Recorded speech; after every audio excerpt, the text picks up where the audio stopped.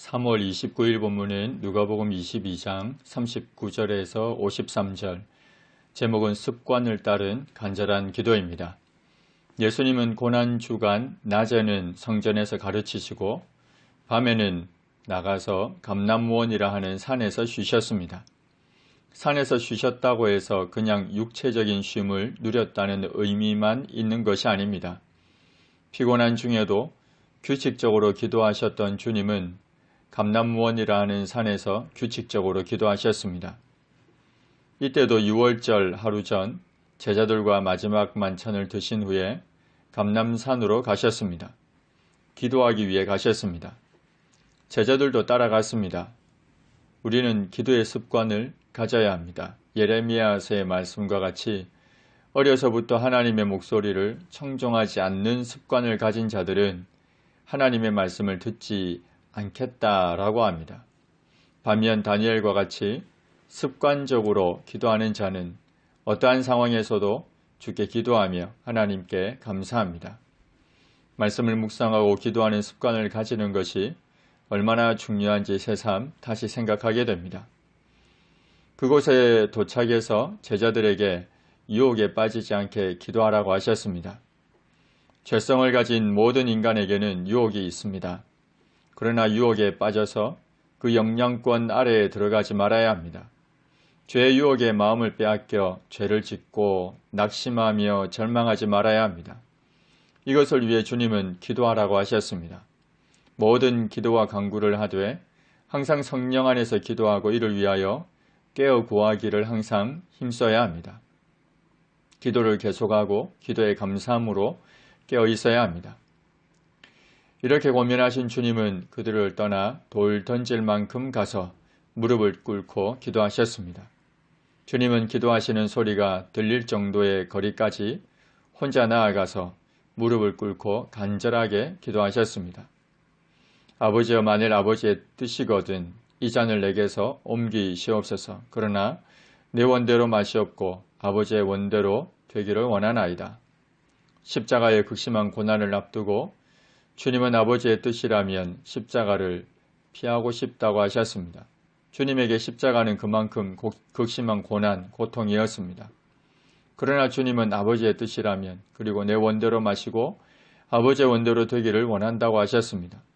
십자가 외에 다른 방법이 없다면 피하고 싶은 너무도 극심한 고통이지만 십자가를 지겠다고 기도하셨습니다. 그리스도인으로서의 정체성을 가지고 살아갈 때, 하나님 나라의 사명감을 가지고 살아갈 때 우리에게 극심한 고난이 찾아올 때가 있습니다. 피하고 싶습니다. 이런 고난이 없었으면 합니다. 그러나 주님의 뜻이라면 정체성과 사명을 위해 감당해야 한다면, 다른 길이 없다면 하나님께 우리의 심정을 토로하고 주께로부터 힘을 얻어 감당해야 합니다.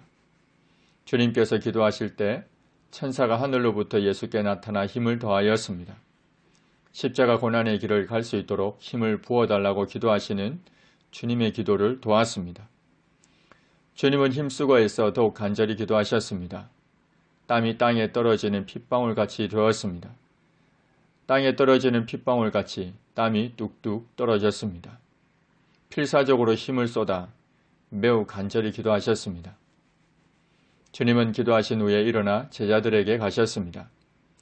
그들이 슬픔으로 인하여 잠든 것을 보셨습니다. 제자들이 배반할 것이고 부인할 것이라는 주님의 말씀을 들은 제자들은 깊은 슬픔에 빠졌고 이러한 스트레스와 육체적인 피곤함으로 잠이 들었습니다. 잠든 것을 본 주님은 어찌하여 자느냐, 시험에 들지 않게 일어나 기도하라고 하셨습니다. 시험에 들지 않기 위해서는 반드시 기도해야 합니다. 연약한 우리 스스로의 힘으로는 시험을 이겨낼 수가 없습니다. 욕을 뿌리칠 수 없습니다. 기도해야 합니다. 주께서 이 말씀을 하실 때 한 무리가 다가왔습니다. 그 중에 12 중에 하나인 유다라는 자가 그들을 앞장서 왔습니다. 유다가 스승에 대한 존경의 의미로, 그러나 실상은 탐욕으로 인해 스승을 배반하고 팔기 위한 신호로 예수께 입을 맞추려고 가까이 왔습니다. 예수님은 다가오는 유다를 향해서 네가 입맞춤으로 인자를 파느냐고 하셨습니다. 유다를 향한 주님의 애틋한 마음을 엿볼 수 있습니다. 유다를 향한 주님의 말씀을 들은 제자들은 예수님이 체포될 위험에 봉착했다는 사실을 알게 되었습니다. 그래서 예수님께 주여 우리가 칼로 치리까 하고 요청했습니다. 무력으로 맞설 것에 대한 허락을 구했습니다. 이때까지만 해도 주님께 대한 의리를 저버리지 않고 당당하게 군병들과 맞서고 있는 모습을 볼 수 있습니다. 그때 그 중에 한 사람 베드로가 검을 들고 대제사장의 종 말고의 오른쪽 귀를 쳐서 떨어뜨렸습니다. 그러자 주님이 베드로에게 이것까지 참으라고 하셨습니다. 상황에 따른 즉각적인 감정적인 반응, 생각보다 앞서는 행동, 이 모든 것들을 주의해야 합니다. 주님은 인내로 너희 영혼을 얻으리라고 하셨습니다. 히브리서 기자는 성도에게 인내가 필요하다고 하셨습니다. 주님은 잘려나간 대제사장의 종 말고의 오른쪽 귀를 만져 낫게 하셨습니다.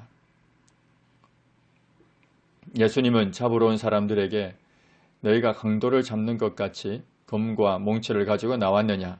내가 날마다 너희와 함께 성전에 있을 때에 내게 손을 대지 아니하였도다. 그러나 이제는 너희 때요 어둠의 권세로다 하셨습니다. 하나님의 주권 아래에서 주께서 체포당하실 때가 되었다고 하셨습니다. 어둠의 권세가 승리하는 것처럼 보이지만 구속사역을 위한 하나님의 뜻 안에서 이루어지는 일이었습니다. 하나님, 말씀을 묵상하고 기도하는 습관을 갖게 하옵소서. 시험에 들지 않게, 유혹에 빠지지 않게 깨어 기도하게 하옵소서. 순간적인 감정으로 인한 행동이 먼저 앞서지 않게 하옵소서. 예수님의 이름으로 기도합니다. 아멘.